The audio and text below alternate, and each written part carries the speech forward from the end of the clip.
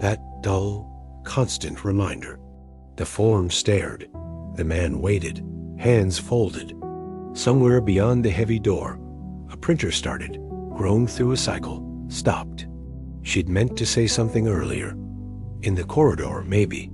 Or before that, in the 17 years she'd led before this appointment. I still love him. Underscore the thought surfaced, and she swallowed it back down, too exposed. Too late. The lawyer asked if she needed clarification. I understand, she said. This was true. Technically, she understood the words. Not the finality. The clock's second hand jerked around. The lawyer shifted, leather sole making a soft complaint against the floor. He remarked, almost to the wall, that there was no pressure. People often needed a moment to breathe. She made a sound. The sound took up space without altering anything. Her reluctance didn't feel like fear. It felt like standing at the edge of a cliff, knowing the jump was inevitable, but unable to make her body cooperate. As long as she waited, each possibility remained mercifully out of focus. She traced the printed lines with her eyes, pausing where her signature would eventually assert itself. Underscore Sarah Mitchell underscore, she'd write. Not underscore Sarah Chun underscore anymore. The name change felt like a betrayal of someone she used to be. The low hum from the recessed lights vibrated in the silence. The lawyer cleared his throat. Sharp sound that broke something. He mentioned his other appointments. I'm nearly ready, she said, but her hand wouldn't move. She aligned the pen once more with the scratch. The repetition felt necessary. A small ritual of control. Near the corner of the desk, a small chip in the laminate caught the light. She could smell the lawyer's coffee breath from across the desk. Stale. She'd been here too long. The light shifted. Cloud passing outside. The room turned gray. Weather's been unstable all week, he said. Tom used to check the forecast every morning, she said, surprising herself. He'd tell me if I needed an umbrella. The lawyer blinked. Said nothing. She appreciated this restraint, though it brought her no closer to the ink. The pen was in her hand again. Its weight registered as narrow, cold pressure against her fingers. Her jaw ached. She'd been clenching it. Sign it. Just her hand wouldn't. She considered how little physical effort it would take, yet how final it would appear on the page. 23 years together, 17 married, 1 signature. Waiting is an option if you prefer, the lawyer said, as if waiting were neutral, as if she weren't drowning. I'll decide shortly, she said. The words came out evenly, unattached to any real intent. The room's details asserted themselves. Faint smudge on the wall, carpet fibers leaning toward the door. These things felt more immediate than the future. She noticed her breathing had settled into a pattern that matched the ticking. She thought again about what she hadn't said. Underscore, I still love him. But bringing it into this room seemed pointless. The lawyer didn't need it. The paper didn't require it. Love wasn't listed among the grounds for dissolution. Her hand hovered. The pen's tip touched the paper briefly, leaving no mark, then lifted. The contact drew the lawyer's attention. He leaned forward a fraction, caught himself, stopped. Time didn't advance. Time sat there, heavy and stupid. She felt the pressure of routine pressing against her lungs. She resisted not by refusal, but by lingering in the gap between seconds. Her gaze drifted to the window frame. Thin line of paint had peeled away to reveal a pale, older color beneath. Everything had hidden layers. That's what Tom used to say about people, that you never really knew anyone completely. She wondered if he'd already signed his copy. The lawyer shifted again, reaching for folders. Aligned them against the desk. There's no wrong answer, he stated. The phrase landed flat. She acknowledged it. Let the moment continue its slow crawl. The form's margins appeared to narrow, white space shrinking. She traced one edge with her finger and stopped just short of the signature line. When had she last blinked? She blinked. The lawyer's breathing was audible now. rhythmic, heavy. He mentioned the office would be closing soon. She absorbed it, indicated that she was aware. The pen hovered again. The tip aligned with the blank space, hesitated, drifted back. Her wedding ring caught the light. She hadn't taken it off yet. The gold band felt suddenly conspicuous. Another decision she'd been avoiding. She noticed a faint mark on her own hand. A line of ink transferred from the pen, already beginning to smudge. She rubbed it with her thumb. It blurred further. A blue stain on her skin. Evidence of contact. Evidence of nothing. The lawyer straightened the folders once more. She could feel him calculating how many more minutes he could spare. Her reluctance did not sharpen. It remained diffuse, a fog that refused to lift. Underscore, I still love him, underscore, stayed unsaid. The moment continued to move forward by returning to itself. By refusing to be anything else, the clock ticked. The decision remained where it had been from the start. The pen was cold in her hand. The lawyer was looking at her. The paper was still blank. Outside, the weather broke. Rain began to tap against the window, soft at first, then insistent. She wondered if Tom had brought an umbrella today. She wondered if he thought about her at all anymore. She wondered if she'd ever stop wondering. The pen moved just slightly toward the paper, then away again. Not yet. Not yet. Sediments of the silver lake. In the evening, the lake no longer looked golden. Elena used to say that before sunset the water briefly turned gold, as if someone had poured light into it. Now it was dark, heavy, gray-like lead across the surface. The air above the shore smelled no longer of grass and silt, but of damp sawdust and freshly painted metal. Somewhere beyond the bend, a generator droned, monotonous and pointless. Haji stood by the water, holding a faded towel. It was old, from the days when the children were small and the lake seemed endless. The towel smelled of sun-dried fabric and something of old summers. His boots were caked with gray dust, the alien dust from the new road that now led to the cottages. Once there had been a path through alder trees there, soft, muddy in spring, smelling of leaves in autumn. Now the ground was leveled and marked by stakes, straightened as if memory itself had been ordered to move in lines. He did not hurry. Haji's never hurried. His movements were slow, conserving strength, as if the body had long understood that the world was no longer meant for him to keep up with. His hands, large and rough, still smelled of pine dust and old grease, though the furniture factory had closed 5 years ago. The smell had not gone anywhere. It lived under the skin, like a second memory. On the old birch tree where they once tied the boat, a new sign hung, private property. White letters on a black background. The sign still gleamed, the paint not fully dry, one corner already beginning to peel. The birch stood calmly, asking nothing and belonging to no one, but the sign on it looked like a clasp fastened onto the past. Haji stared at the letters for a long time, not in anger. He never got angry at the world. The world had simply grown too tight. There was no longer room in it. Elena stood by the old pickup. Slowly she untied her apron and folded it neatly, as if she would need to put it on again tomorrow. She did not look at the glass cottages rising where thickets and fishermen as fire pits once had been. She looked at her palms. The lines in them were deep, tangled, broken like cleared brushwood after fire. The children had long since moved to the cities. They sent short messages on holidays. How are you? Fine. That was enough for everyone. Elena had learned to be silent, that it replaced any reproach. Sometimes Haji's heard that silence even at night, when the generator stopped and the dust finally settled. They sat down on a broken log. It had been lying there since a storm many years ago. Fishermen once sat on it. Now it was just a remnant like themselves. Haji's unscrewed the thermos and took a sip of coffee. It was bad, standing too long, cold with a metallic aftertaste, but he drank it because his hands needed something to do. The float in the water did not move for a long time. Too long. Hadjis understood that nothing would bite today.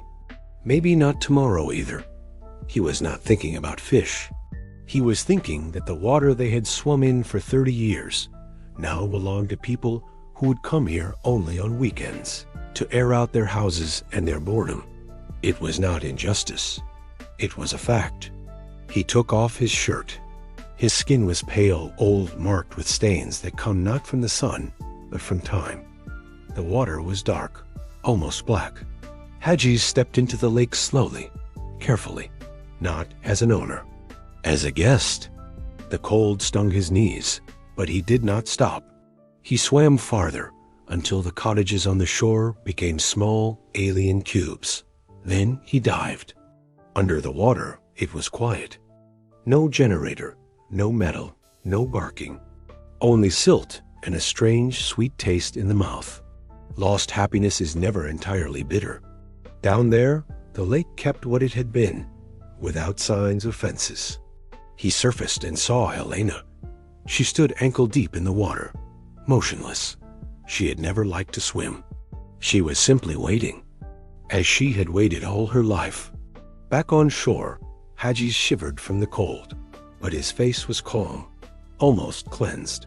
He lit a cigarette. The smoke mingled with the evening mist until it became indistinguishable from it. They got into the car. The engine started only on the third try, spitting bluish smoke. In the distance, an automatic light came on in one of the cottages. It had reacted to a night bird flying past. Hadjis did not turn around. He simply shifted gears. Tomorrow there would be another shift, and the water in the morning would be the same. Indifferent. Rust on the hands. The park was not awake yet, but it was no longer asleep. The air stood still, as if holding something back. Night dampness lingered on the grass, thin and cold. The swings hung motionless, their chains darkened, eaten through in places by rust. Paint on the crossbar had cracked unevenly. Beyond the path, a road could be heard, distant, muffled, as if passing through another room. She stopped by the bench and did not sit down at once. She looked at the swings first, not to examine them, only to make sure they were still there. They were. She sat slowly, her hands resting on her knees. One foot lay flat on the ground, but she shifted it once, then again, as if it never quite settled. There were no children. A man passed with a dog and did not look around. The swings remained empty. The wind did not touch them. She sat and watched. Time moved on, unevenly. The smell of metal stayed in the air longer than it should have. She knew the sun would rise soon. People would come. Something would begin to move. For now, everything held. It did not feel finished. She came back the next day at the same hour. The path dipped where water collected after rain, even when it had not rained. She stepped around it without looking and misjudged the distance slightly. The bench was cold again. She brushed the seat with her hand, out of habit, then paused, unsure whether she had meant to. The swings were where she had left them. Nothing had shifted overnight. She sat facing the same direction. Cars passed beyond the trees, steady and indifferent. A woman pushed a stroller along the far edge of the park, slowing only to check her phone. The wheels made a brief sound on the gravel, and then it was gone. One chain gave a short, dry creak and stopped. It sounded cut off. She lifted her head, waiting. Nothing followed. She stayed longer than she had planned. It was nowhere else she needed to be, but the thought did not bring relief. When she stood, she hesitated, as if she had miscounted something, and turned back toward the path. Behind her, the park held its shape unchanged, as though she had not been there at all. After that, she began to watch the faces that passed through the park. Not closely. A man in work boots crossed the path with his shoulders set forward, as if already carrying the day. Two teenagers walked side by side without speaking, their steps out of rhythm. A woman laughed once into her phone and then fell silent. For a moment, she thought she recognized something in a man's face. Not him, but the way his mouth stayed still. She followed it too long. He turned, and it was gone. She looked away before she could be certain she had imagined it. The swings were easier. They did not pretend. Their chains hung straight and patient. The sound came back without warning. Not louder, just longer. The chain answered the movement with an uneven creak, and then stopped, as if deciding against continuing. She did not look at it directly. She listened with her eyes on the ground beneath her feet. Sometimes the swing moved without a sound. Other times the sound came when nothing else did. It never arrived when she expected it. One morning she realized she was no longer searching the faces. She noticed them only long enough to place them and let them go. A man slowed near the swings, adjusted his jacket, and continued on. She did not try to read his expression. The effort felt misplaced, like asking the same question again. Her attention drifted to smaller things. Dust along the edge of the bench. A faint line left by a shoe in damp soil. She checked the time earlier than usual and was surprised by how little of it had passed. The feeling that followed was not disappointment, but uncertainty, brief and sharp. She could have stood then. The thought came and went. She stayed seated. When the swing creaked, she did not look up. The sound no longer waited for her. That day the wind was stronger, though it did not feel different on her face. One of the swings moved farther than before. The chain creaked once, then again, longer this time. She stood. Only then did she realize her hand had already reached for the chain. Her fingers closed around the cold metal. The movement ended under her palm. The sound cut off mid-thought. Rust came away on her skin, fine and dry. She looked at it briefly and let the chain go. The swing stayed still. No one had noticed. She turned back toward the bench, her hand hanging at her side, the rust dark against her fingers. She left the park sooner than usual. Her steps were neither hurried nor careful, just slightly uneven. At the edge of the path, she wiped her hand against her coat, then against her other palm. The rust thinned, but did not disappear. At home, she went straight to the sink. The water ran clear and cold. She held her hands under it longer than necessary. The smell stayed. Later, sitting by the window, she noticed the stain again, settled into the lines near her knuckles. She did not scrub it further. The next day, the park was full. Children ran across the grass. The swings moved openly now, unevenly, pulled and released without rhythm. The chains no longer held back their sound. She sat on the bench and watched the motion, not the faces. At one point, she checked her hands. The rust had faded to a dull shadow, visible only if she knew where to look. When she stood, there was no pause. She walked toward the path. The sound of the swings followed her for a moment longer than she expected, then thinned and blended into the rest of the day. Redundancy. The waiting room smells like warm plastic and something antiseptic that never quite evaporates.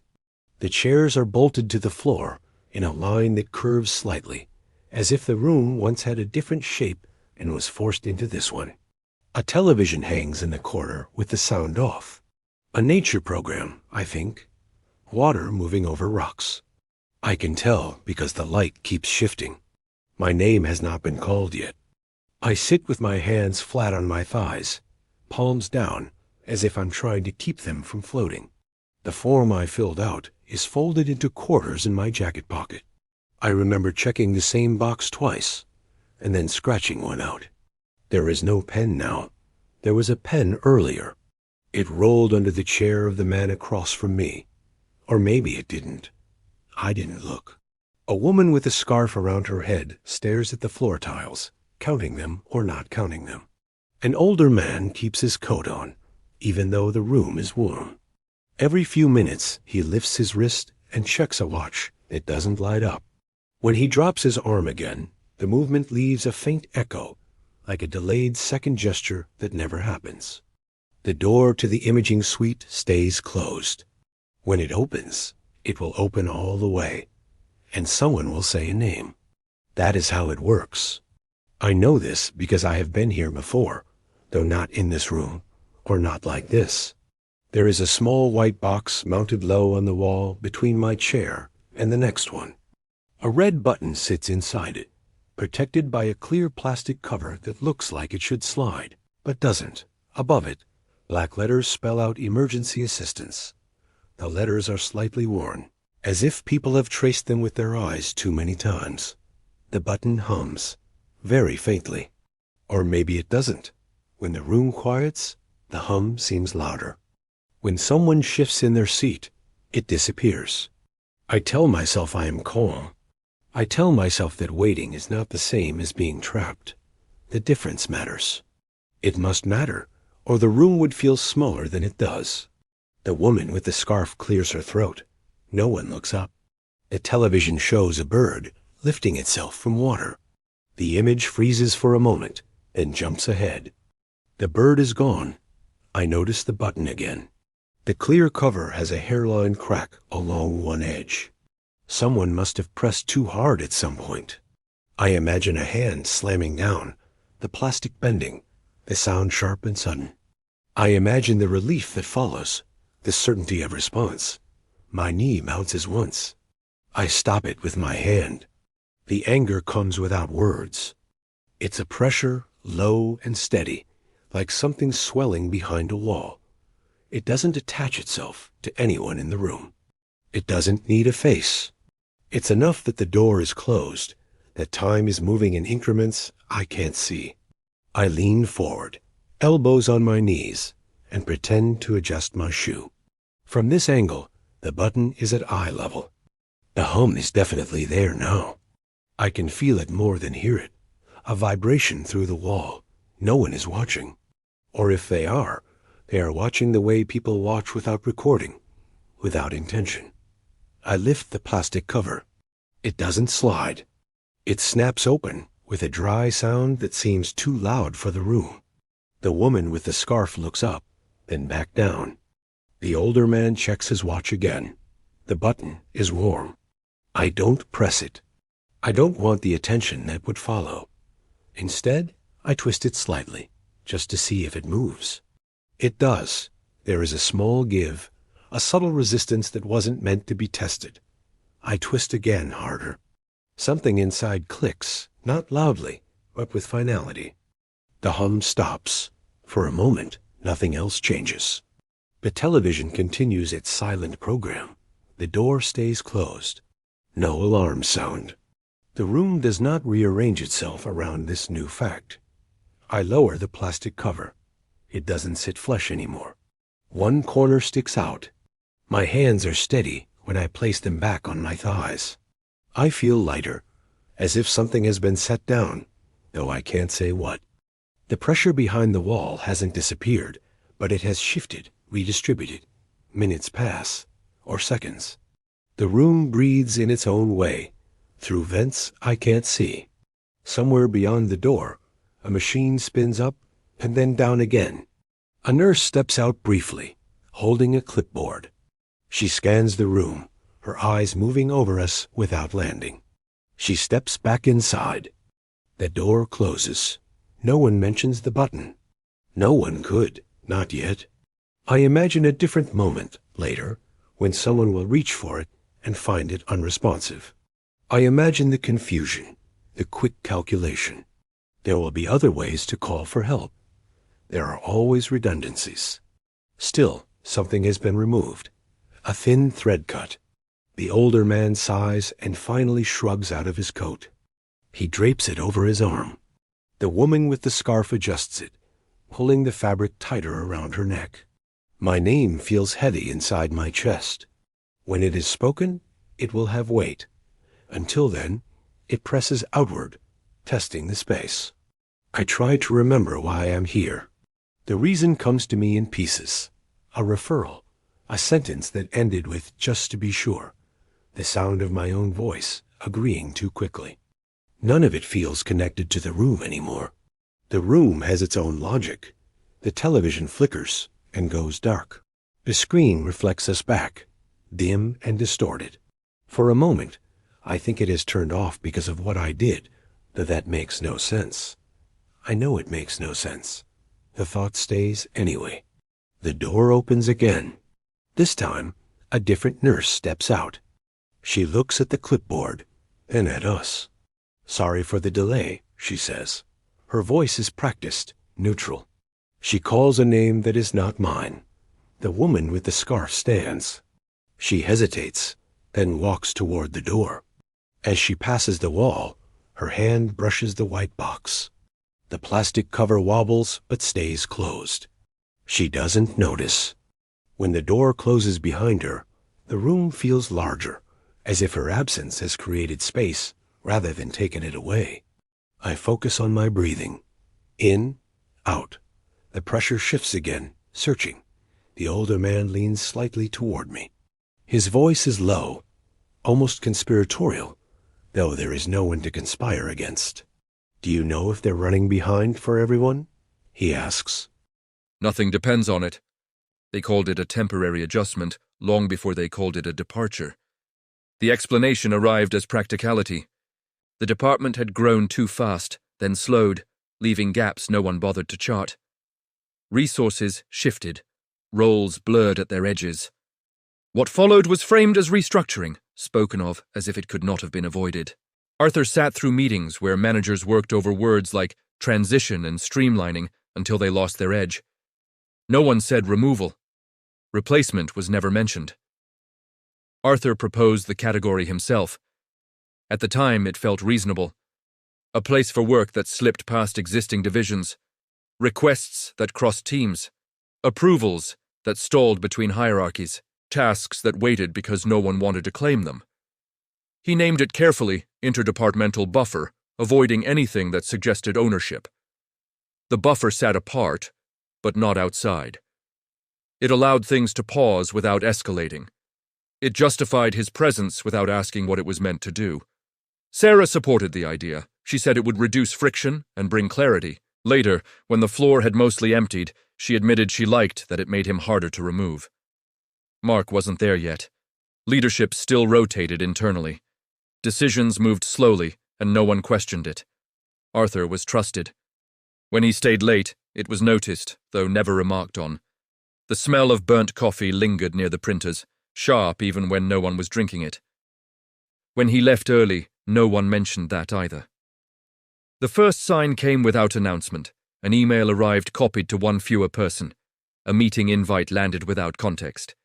Arthur asked whether the buffer was still necessary. The reply said yes, of course, and added that it would be reviewed later, a phrase that never attached itself to a date. Emily joined that quarter, assigned to documentation. She treated the buffer as a naming problem. She asked what kind of work belonged there. Arthur explained it in terms that sounded convincing while he spoke them. She typed steadily, pausing now and then to ask whether something counted as an exception or a rule. When she nodded, it felt procedural, as if agreement had already been logged elsewhere. David joined later, standing behind her chair with his arms folded. He had flagged the buffer during a routine audit review. Emily frowned at the screen and scrolled back. She said it was still referenced, even if indirectly. David leaned closer to the monitor, watching it as if something might surface on its own. After that, the buffer filled more slowly. One unresolved request sat there for weeks, then months, unchanged except for its timestamp. Other structures absorbed what they could. Arthur explained the buffer more often, usually without noticing when he began, as if the explanation no longer required effort. The announcement was brief. His role would conclude at the end of the cycle. The buffer would remain until further notice, to ensure continuity. Sarah didn't look at him during the meeting. Mark closed his laptop before anyone else did. Emily asked what would happen next. Arthur said he wasn't sure. On his last day, he didn't delete anything. He left the system intact. The buffer remained, waiting for a use that didn't arrive. It felt easier to leave it than to decide what its removal would mean. He told himself he might be back.